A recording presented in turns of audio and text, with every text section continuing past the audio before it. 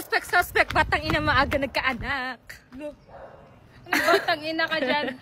For your information, 23 years old na po ako. Suspect, di marunong maggaba ng panty. Uy, Gogi. Wag mo ko pinapahiya dyan, Gogi.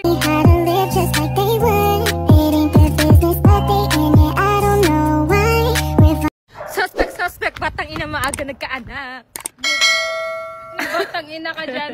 For your information, 23 years old na po ako. Sadyang baby face na talaga okay. ako. Suspect, laging pinagpapalit sa mga kaibigan. Walang personalan.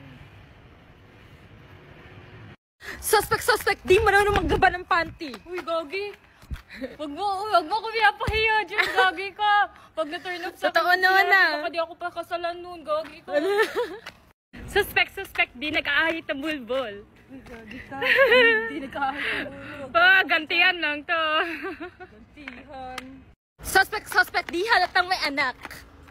Ay, gusto ko yan. Dahil dyan may 20 ka sa akin. Ay, thank you. Suspect, mag-best friend daw pero in a relationship na pala.